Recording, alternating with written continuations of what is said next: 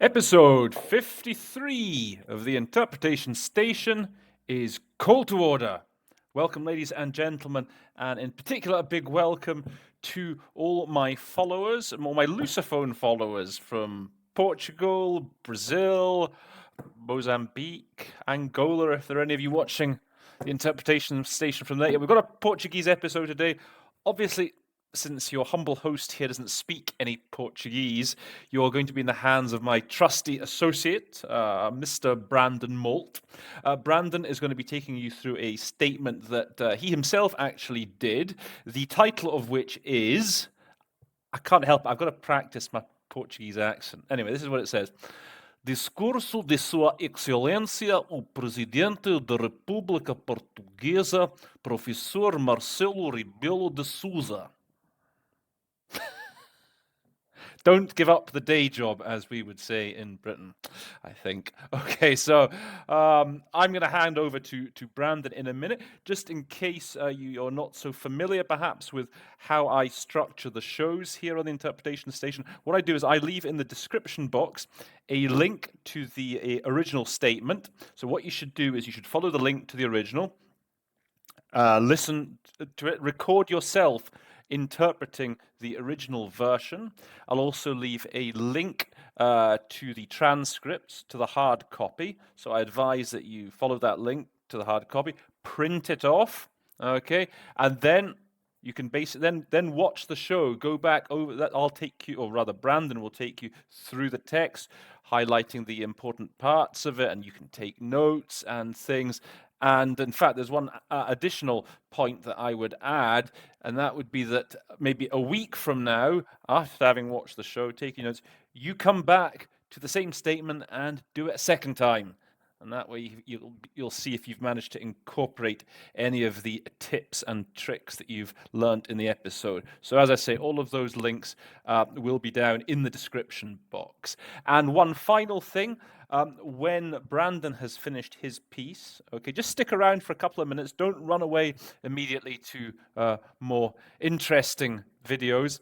I'm going to come back with just two or three tips at the very end, based on my sort of experience as an interpreter. Standing of written Portuguese is pretty good, so hopefully there's a couple of new things I can perhaps sort of point out for you. Okay, so I won't waste any more of your time. I'm just going to hand over to Brandon. Brandon, over to you. Thank you very much, Roland. Welcome everyone to the Interpretation Station for yet another Portuguese into English tutorial.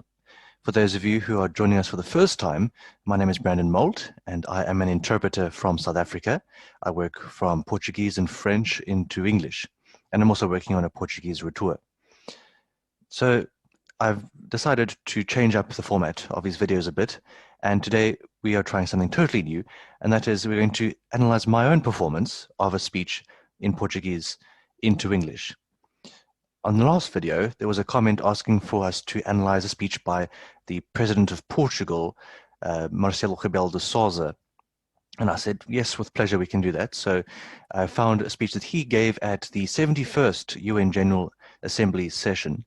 And it includes many different UN acronyms, various different UN terms that you will come across. So I thought it was a good idea to do it. Without further ado, let me share my screen with you. And this is how it's going to work. I've got the printout of the speech here with all the annotations, and I'm going to play the recording of my speech as we go along, and I'll pause it when I have comments to make. And just a note, if you decide to do the speech before you listen to this video, be aware that the speech starts actually in English. The president decided to give his first two paragraphs in English. Obviously, there's no sense in us doing that together now, so I haven't included it, but just be aware that that will happen. So let's get started. Heads of state and government, distinguished delegates, ladies and gentlemen,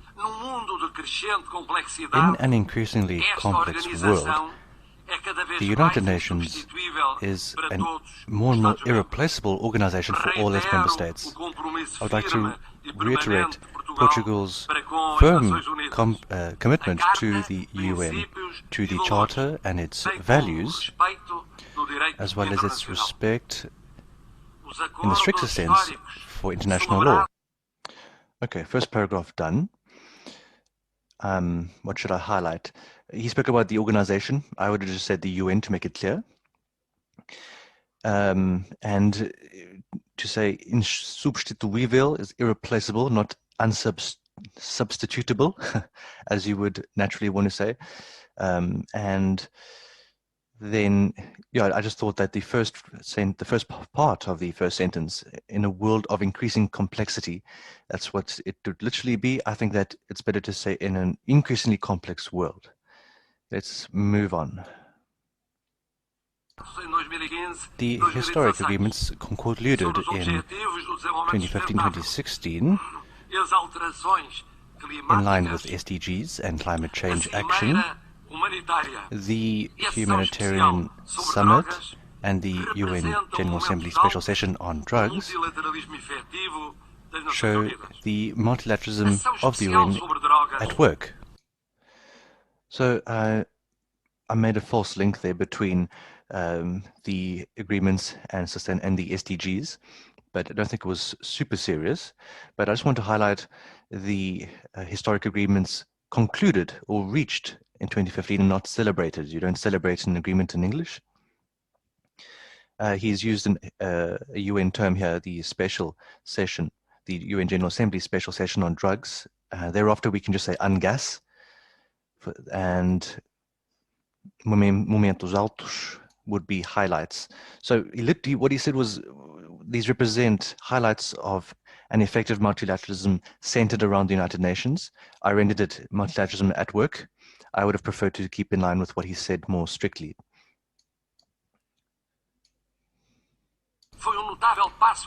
The UNGAS was a step forward for the international community in line with a humanist integrated approach. Portugal can simply only support this, since for more than a decade we have espoused this view. In this area and others, we have to scale up our efforts and have to place priority on prevention. Okay, so some parts of this paragraph he went out, he spoke off the cuff, which is okay, but just to point out that he said the entire acronym out again, and I just said UNGAS, and he spoke about perfiliar esta visão, which could be to Portugal has adopted this vision, Portugal has espoused this vision for more than a decade. I also said for uma visão integrada e humanista, I said integrated and humanist approach. A view would have been better, or even just a vision, of course. And I didn't say strive here, but he said fazer esforço adicional could just be to strive, and I think that would include what he said when he said concentrar esforços, because he spoke a lot about esforços in that paragraph.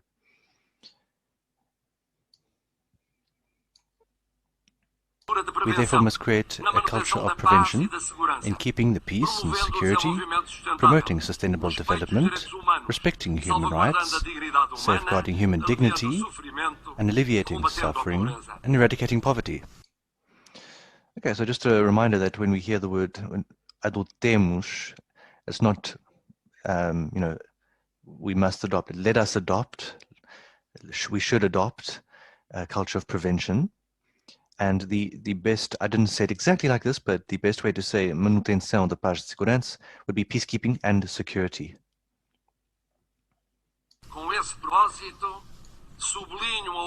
I'd therefore like to highlight the opportunity that we have in the reviewing process of the peace and security architecture. This includes the Women, Peace and Security Agenda. So just a note there, he didn't say Agenda de Mulheres, Paz e Segurança, but the Women, Peace and Security Agenda is a well-known, a very important part of the UN, so that's why I put it that way. Strengthening preventive action in Africa is also essential to prevent the crises and deal with the crises that the continent is facing. Portugal will continue to contribute to such efforts namely via contributing military contingents to peacekeeping missions like MINUSMA in Mali and MINUSCA in the Central African Republic. Okay, so unfortunately I didn't say the nice word upscaling, preventive action in Africa, I just said strengthening, which is very boring. So I'd highly recommend upscaling. And I don't think he said sempre respeitando o ownership africano. I didn't hear that in the original. If he did, I would have said always respecting African ownership, obviously. And when he said disponibilização, I'm always tempted to say to make available. But I think that the idea there was to contribute military contingents for peacekeeping operations like MINUSMA and MINUSCA. And the nice good news about contingentes militares is that it is indeed military contingents and it's not a false friend. Moving on, I would like to underscore Portugal's commitment to maritime security in the Gulf of Guinea. This can be reflected in Portugal's current presidency of the G7 and the group of friends of the Gulf of Guinea. I didn't highlight it, but Asinal, see, he's using these words all the time. Like, I'd like to draw your attention to, I'd like to highlight it, I'd like to underscore. And so I've been trying to find different ways to change it up every time to avoid repetition. Empenho is always commitment to promoting. See, often Portuguese uses a noun where we could use a gerund in English. So that's why I say, or just a verb in English. So that's why I used promoting maritime safety. And this was weird. He said traduzido em. I just said reflected. It's probably the best way to do it. But it was a bit of a strange formulation for me as a non-native speaker of Portuguese. And here he's just spoken about the group called the G7++ Friends of the Gulf of Guinea. That's the full name.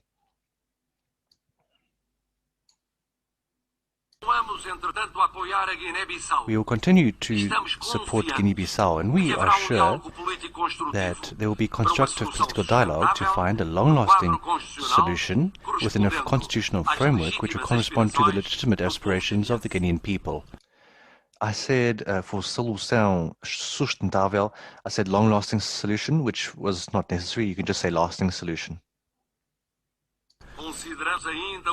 We also believe it is urgent for us to hold a meeting of the International Contact Group on Guinea-Bissau. The goal there would be to reaffirm the international community's commitment to the urgent structural reforms. So I wasn't super happy with my performance in this paragraph. Just want to point out, firstly, he spoke about a realização de uma reunião. And once again, turn it into a verb, holding a meeting. He spoke about the International Contact Group on Guinea-Bissau. The second time or third time that comes up, you can just say the ICG on Guinea-Bissau. If I had to redo it, I would say the International Contact Group on Guinea-Bissau in order to reaffirm the international community's unity faced with the pressing structural reforms. On the other side of the Atlantic, we would like to highlight the negotiations in Havana. The peace agreement concluded in Colombia, which is a partner to Portugal in the Ibero-American summits.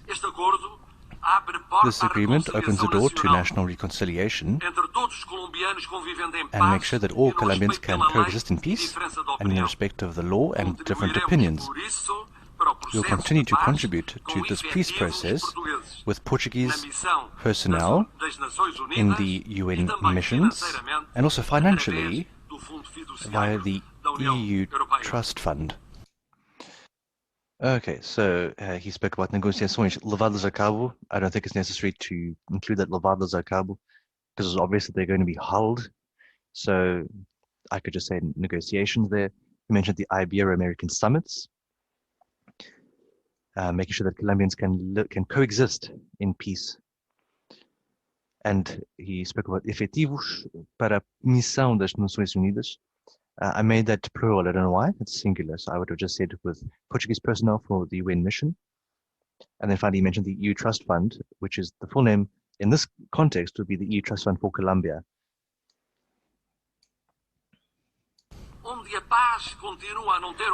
Where peace and security still needs a chance is in the Israeli-Palestinian question.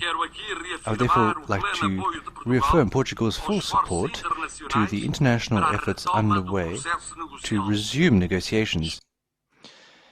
That was an interesting thing you had to analyze there when you said onde a paz continua a não ter uma oportunidade. I tried to flip it on its head a bit and say where peace is not being given a chance. But you can play around with that however you want.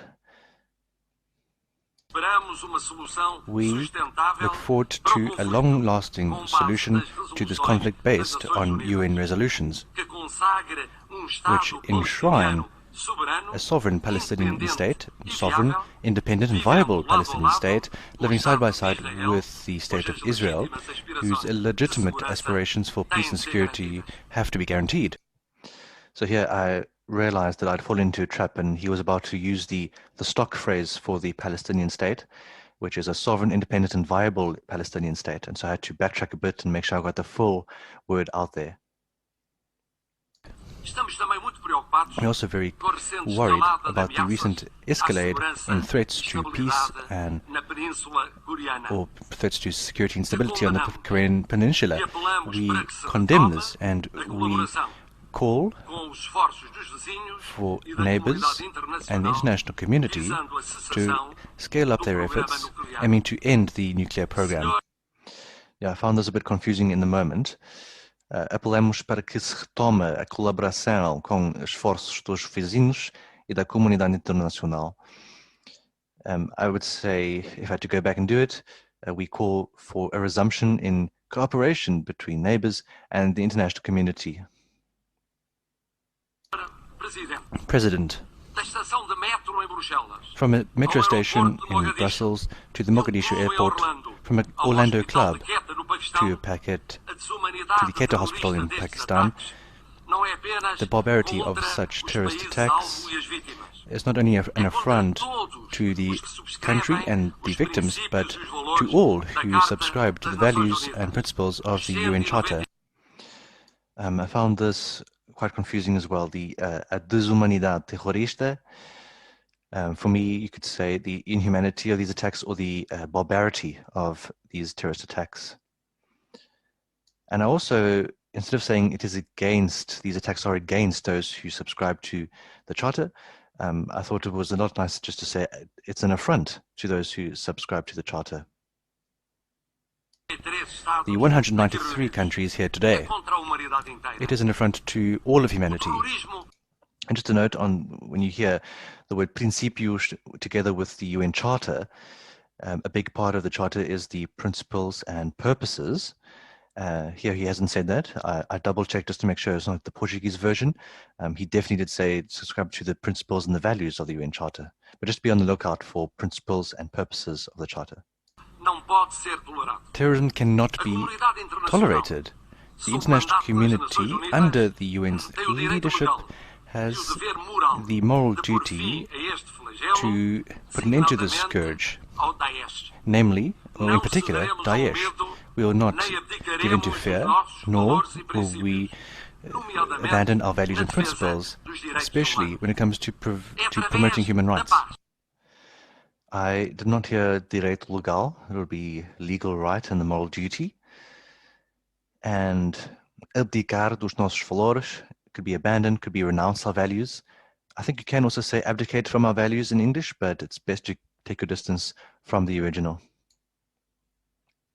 It is by peace and tolerance, human dignity, solidarity, that we will combat radicalization and violent extremism, as well as xenophobia and demagogic populism, which threaten our societies. The Middle East, North Africa, and Europe have all been confronted by a humanitarian crisis of tragic dimension. This is the exodus of refugees and migrants, many of them just children. I would have said a humanitarian crisis of tragic proportions, sounds a lot better. And here you could have said children of a very young age, but if you press for time, which you probably are, you can just say just children. I think it also adds a nice tone to the message. We have to go to the root of the problem and eradicate the fear that ravages the region. But we must find a politically sustainable solution to the Syrian conflict on the basis of the recently negotiated ceasefire. Another element underpinning this humanitarian crisis is the wave of migration, which is not stopping. The reasons have to do with the economic, social, and political situation in their countries of origin.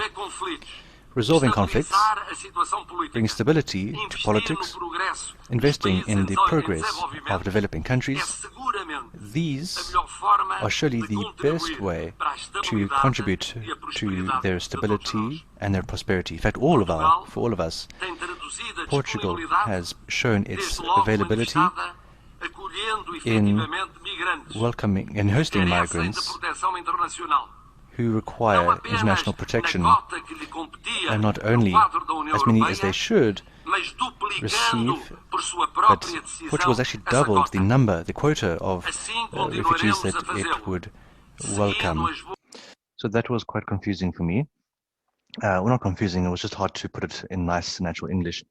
Basically what he's saying is that he's calling on countries to take in more migrants than they are supposed to, as stipulated by the EU quota. We'll continue doing so and promoting the best practices for integration, which represent the multicultural and welcoming society that Portugal is. I'd particularly like to highlight the importance of promoting higher education for refugees. They find themselves in emergency situations.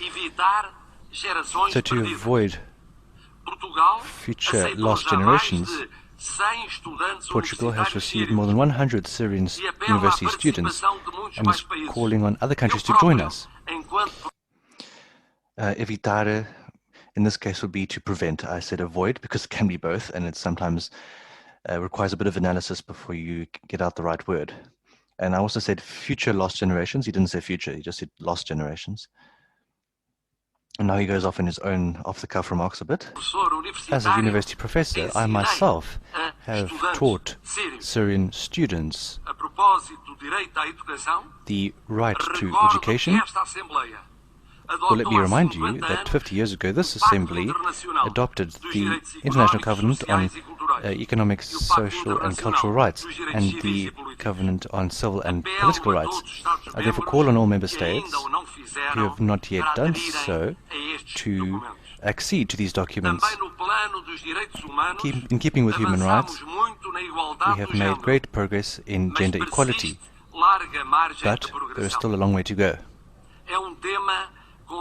This topic is of cross-cutting importance, especially in the context of Agenda 2030 and the Women, Peace and Security Agenda.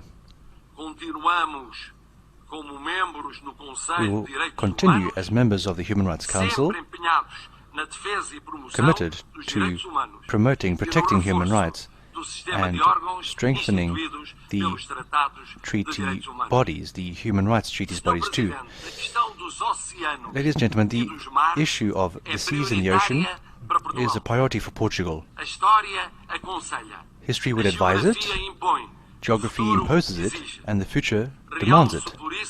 I therefore underscore the Oceans Conference that we organized this year in Lisbon. We will continue to international efforts to mobilize action around the sustainable use of oceans. I pretty missed out on that one. That could have been good. We will continue to follow up on international mobilization efforts to conserve and sustainably exploit the ocean. Dar continuidade a would be to follow up on. I missed out on that. Therefore, with great expectations and commitments that Portugal will take part in the first UN conference on the implementation of SDG 14 which links to seas, oceans, and marine resources, which will take place in New York. No contexto da interligação com as alterações climáticas, in terms of climate change, I would like to speak about Portugal's commitment to making sure that SIDS are supported to help them overcome the challenges that they face. These are challenges facing the entire international community. We've come across another acronym here, the Small Island Developing States. It is such a well-known acronym that you can say SIDS from the very first time it's mentioned. Finally, the process to select the next UN Secretary General is underway.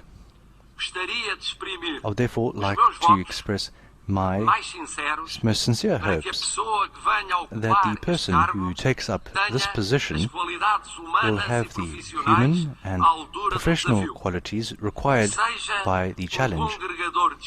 May there be someone who rallies hearts and minds. This is a suggestion courtesy of a UN interpreter, a colleague of Roland, who suggested someone who rallies hearts and minds, which I think is a perfect way to put this into English, because you can't speak about spirits and wills in English. It's hearts and minds. Sounds a lot more natural. Who follows the values of Mahatma Gandhi and Nelson Mandela, following in their footsteps. Someone who goes beyond their group or circle, would be nice to say, someone who transcends their own group or circle. And in this way, uniting people, representing everyone and not just a few, someone building bridges, who knows how to listen, who is wise, and the innate leadership capability to take decisions that everyone can identify with and feel included in. President, to finish off, you can see the sea with my language. To paraphrase a great Portuguese writer, Virgílio Ferreira, in this language, Portuguese, shared by over 260 million people, by their descendants and by 9 member states of the CPLP, which has just turned 20, and inspired by the sea that unites all of us, some the Atlantic, others the Pacific, all the oceans. I wanted to speak to you therefore in Portuguese, and so I now wish all of you the greatest of success for the session that we are starting. In the session, we will support the leadership of the... Okay, so here's the final paragraph. This is a very long sentence. I should have cut it up, because he's saying he's going to speak. He's been speaking to us in Portuguese, and he explains why it's an important language. He also spoke about the CPLP, which I would have liked to have said as the Community of Portuguese-Speaking Countries instead of just the CPLP, for those who didn't know what the acronym was. So a bit of a complicated, long-winding final paragraph. But there we go. That's where we're going to end today. And I hope that it has been helpful. And I hope that we will have opportunity to do more speeches by Marcelo Rebelo Sousa. Thank you very much. Thank you very much for that, Brandon. I should have perhaps mentioned before, right at the start, that Brandon, when he was filming originally, he had a few boosts. He suffered a few technical glitches and his webcam switched off. That's why you weren't able to see the screen. You weren't able to see him in person. But I promise you, he'll be back. He'll be back for the next episode in person. To finish, I wanted to add a couple of points in my sort of capacity as the resident UN know-it-all, if you like, just to sort of just complement couple of the points he made in his lesson that I think are important. So he spoke at one point about the Women, Peace and Security agenda. Now that's very important at the UN, and I would make a sort of mental note of that. I'd also make a mental note of resolution 13 1325. So that was the original UN Security Council resolution on women, peace and security. It's funny, whenever I look at a clock, or digital clock, at the times 1 in the afternoon, I say it's 1325. First thing that always comes to my head is, oh, look, it's women, peace and security. So that's the first thing. Another thing he talked about was the military contingents that Portugal supplies to the UN. Now, this is something they're quite big on, the Portuguese, their contribution to peacekeeping missions. They are what is known as a troop contributing country, for short, TCC. Now, you also have police contributing countries. They're called PCCs. Now, the TCCs are slightly more well known, but again, that's a useful acronym. It's a useful expression to be familiar with when you're looking at the UN. I mean, that's one of the biggest things, isn't it? The peacekeeping. So, as I say, Portugal is a big troop contributor. Another one is Uruguay, as it happens. They're big TCCs. A third thing I would point out, when you were talking about the Human Rights Council treaty bodies, now the treaty bodies are sort of my bread and butter nowadays. I work here in Geneva. So the treaty bodies are all those committees that basically monitor implementation of the various conventions that were signed in Geneva. So the Portuguese president there, he mentioned a couple of them. So the Covenant on Civil and Political Rights and the International Covenant on Economic, Social and Cultural Rights. Those two come as a package, by the way. You've got civil and political on the one hand, economic, social and cultural on the other. So they're two of the treaty bodies, but you have a whole load of other ones, like Committee on Elimination of Racial Discrimination, Convention on the Elimination of Discrimination Against Women, the rights of persons with disabilities. All of those are these human rights treaty bodies. So you'd do very well to remember, at least to be able to recognize that sort of terminology. One final thing I'd perhaps say about the CPLP, about the Portuguese-speaking countries. Generally, I would say most of the delegations know about the CPLP. They are a big group sort of within the UN. Now, just because this was the general debate, and in theory, the audience, people all around the world are sitting intently in front of their TV screens, watching every single statement that's given during the. So in that scenario, yes, the average man on the street, or the average hombre in the calle, or the average homme dans la rue, wherever they may be around the world, be it in Washington, Pyongyang, Pretoria, wherever it may be, maybe they don't really know who the CPLP are, the Community of Portuguese Language Countries, and just because of that context, because it's the general debate, yeah, maybe there is a case for saying that you should try and give the full name. Ambassadors usually would know who's the CPLP are. The broader public, probably not. So again, it's your call in the moment. Are you rushed for time? Are you not? You decide, really, if you want to give it the full name or not. Okay, well, I hope those few added tips come in useful to you. I'm sure you've learned a lot today from Brandon. One thing I've learned from him, I'm going to start using his upscaling as a synonym for bolstering and strengthening, because that's a semantic field that I've become a bit sick of lately, just constantly rotating between bolster, strengthen. Sometimes I throw in an enhance in there, so I'm going to go with upscale or scale up, whatever. Okay, so I hope you enjoyed it.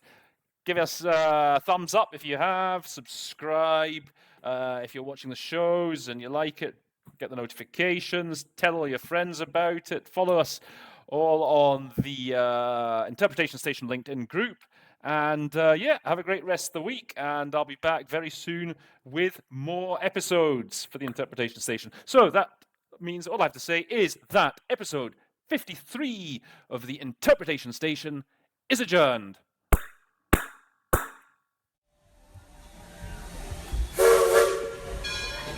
The train is now leaving the interpretation station.